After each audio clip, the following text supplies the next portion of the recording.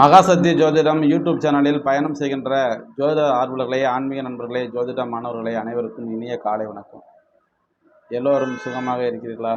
இருப்பீர்கள், இருக்க வேண்டும். இன்றைய நாள் அனைவருக்கும் இனிய நாளாக அமைய வாழ்த்துகள்.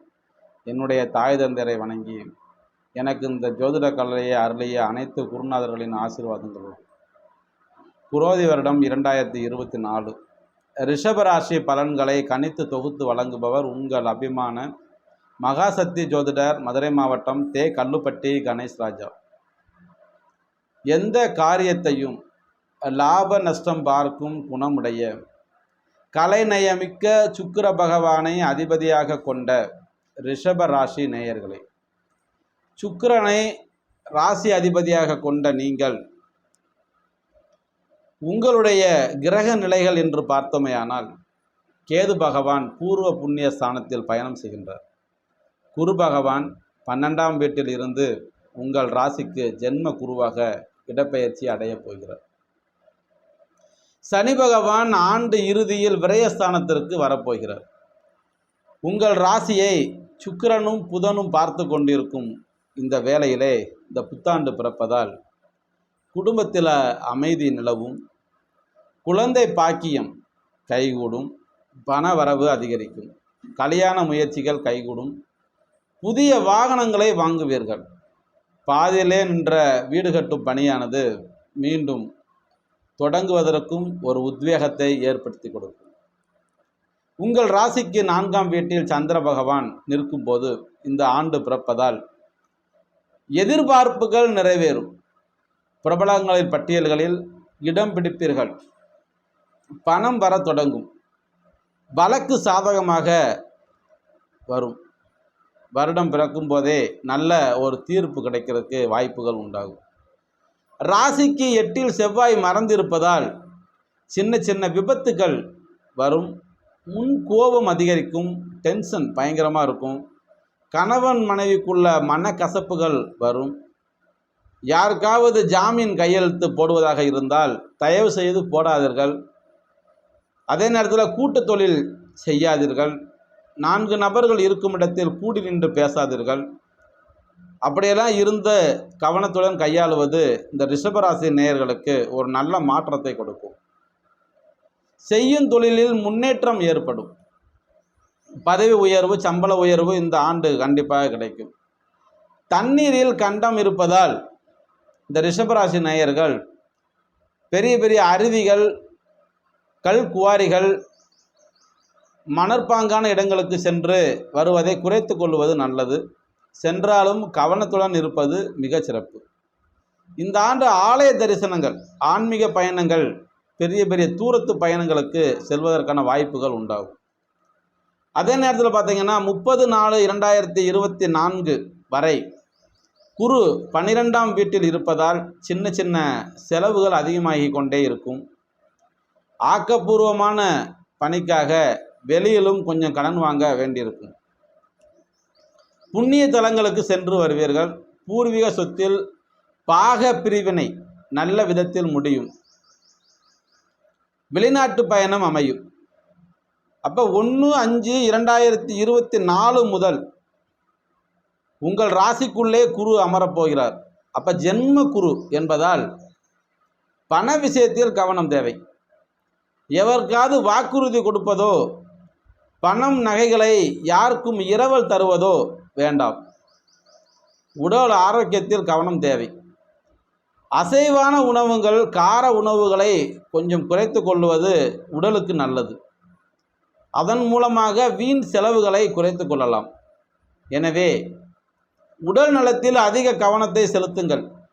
யாரையும் நம்பி பெரிய முடிவுகளை எடுக்காதீர்கள். எதற்கெடுத்தாலும் கோபப்படுவதெல்லாம் இனி கூடாது. இரத்த அழுத்தம் உண்டாகும்.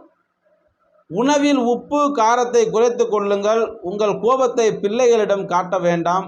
உணர்ச்சி வசப்படாமல் எந்த ஒரு முடிவையும் சிறப்பாக யோசித்து நிதானமாக செய்வது நல்லது. உற்றாருடைய உறவினருடைய வருகை அதிகரிக்கும். இந்த ஆண்டு முழுவதுமே இந்த ராகு பகவான் உங்கள் ராசிக்கு 11ஆம் வீட்டில் நிற்பதால் பழைய சிக்கல்கள், புதிய கோணங்களை அணுகி வெற்றி காண்பீர்கள். கடனாக கொடுத்த பணம் கைக்கு வந்து சேரும். சகோதர பாசம் நடந்து கொள்வீர்கள். வெளி வட்டாரத்தில் செல்வாக்கு கைகூடும். கேது பகவான் உங்கள் ராசிக்கு 5ஆம் வீட்டில் இந்த ஆண்டு முழுக்க தொடருவதால் பிள்ளைகளுடைய வருங்காலம் குறித்து கவலைகள் வந்து நீங்கும்.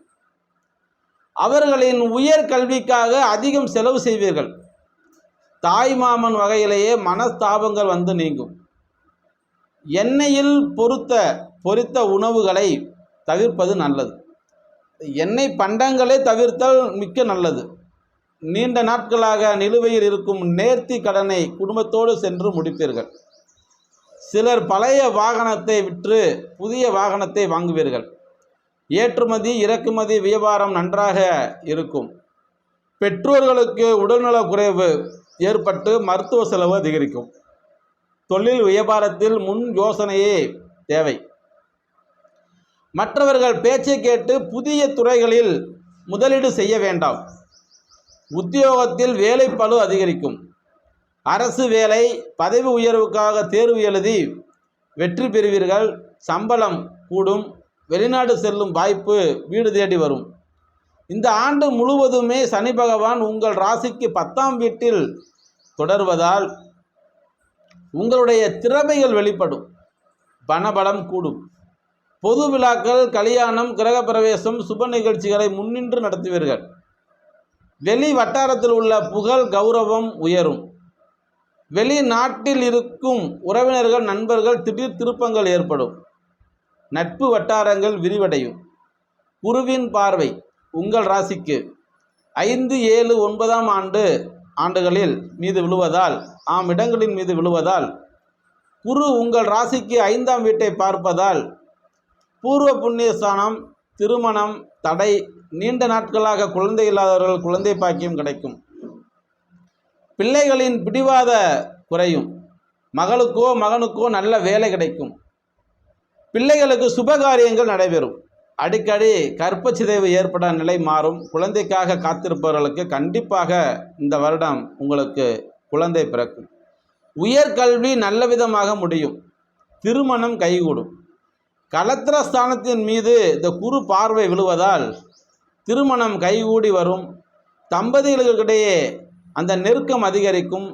வீட்டில் தடைப்பட்ட காரியங்கள் கைகூடி வரும். அயல் நாட்டில் இருக்கும் உறவினர்கள் நண்பர்கள் உதவி கிடைக்கும். அதிகார பதவியில் இருப்பவர்களுடைய சிலருக்கு அறிமுகம் கிடைக்கும். பேசும் வார்த்தைகளில் கவனம் தேவை. அதுக்கடுத்து உங்களை 9ஆம் வீட்டை குரு பார்ப்பதால் வருமானம் அதிகரிக்கும். கடனில் ஒரு பகுதியை அடைப்பீர்கள். தந்தை வழி சொத்துக்கள் கிடைக்கும். தந்தை மூலமாக சிறு உதவிகள் கிடைக்கும். தந்தை மூலமாக பண வரவு கிடைக்கும். தந்தை உங்களுக்கு சாதகமாக இருப்பார். பதவிகள் பட்டங்கள் கிடைக்கலாம். பெண்களுக்கு ஆடை ஆபரணம் சேரும். இளைய சகோதர வழிகளில் நல்லது நடக்கும். சகோதரிக்கு திருமணம் கைகூடி வரும். முக்கிய பொறுப்புகள் தேடி வரும். மனைவி வழியில் ஏற்படக்கூடிய அந்த மனத்தாபங்கள் நீங்கும். அப்போ வியாபாரிகள் அப்படின்னு பார்த்துட்டிங்கன்னா இந்த வருடத்தில் முற்பகுதியில் அமோகமாக இருக்கும். புதிய முதலீடு செய்து வியாபாரத்தை விரிவுபடுத்துவீர்கள். அப்போ புது கிளைகளை தொடங்குவீர்கள். பற்றும் வரவும் உயரும். வாடிக்கையாளருடைய எண்ணிக்கை அதிகரிக்கும். கூட்டு தொழிலில் பங்குதாரர்கள் உங்கள் ஆலோசனை ஏற்பர். அதே மாதிரி உத்தியோகத்தில் இருப்பவங்களுக்கு இந்த வருடத்தை தொடக்கத்தில் உங்கள் கை ஓங்கும். பிப்ரவரி, மார்ச், ஏப்ரல் மாதங்களில் சம்பள உயர்வு கூடும். பதவி உயர்வு எதிர்பார்க்கலாம். சிலருக்கு புதிய வேலை அமையும். உயர் அதிகாரிகள் மனம் விட்டு பேசுவார்கள். அப்போ இந்த ஆண்டு எதிர்பாராத திருப்பங்களும் சமூகத்தில் பெரிய அந்தஸ்தும் அமைத்து தருவதாக இருக்கும். இந்த வருடம் படிப்பில் அக்கறை தேவை. மாணவர்கள் படிப்பில் கவனத்துடன் செய்வது நல்லது. குரோதி இந்த புத்தாண்டு ரிஷபராசி நேயர்கள் திருச்செந்தூர் முருகனை தரிசனம் செய்வது நல்லது. சஷ்டி, கார்த்திகை நட்சத்திர நாட்களில் பாலாபிஷேகம் செய்து வழிபடுவது பாதிப்புகள் குறையும். சங்கடங்களையும் சவால்களையும் எதிர்கொண்டு சாதிப்பீர்கள். இந்த குரோதி ஆண்டு ரிஷபராசிகளுக்கு சாதனைகள் நிறைந்த ஆண்டாக அமையப் போகிறது. மகாசக்தி ஜோதிடம் யூடியூப் சேனலை சப்ஸ்கிரைப் செய்யாத ஆன்மீக நண்பர்கள், ஜோதிட ஆர்வலர்கள் மற்றும் மாணவர்கள் சப்ஸ்கிரைப் செய்து கொண்டு பக்கத்தில் இருக்க பெல் பட்டனை அழுத்தி தொடர்ந்து ஆதரவு கொடுத்து இந்த குருவருளும் திருவருளும் பெற்றிட வேண்டுமாய் கேட்டுக்கொண்டு விடைபெறுகிறேன். நன்றி. வாழ்க வளமுடன்.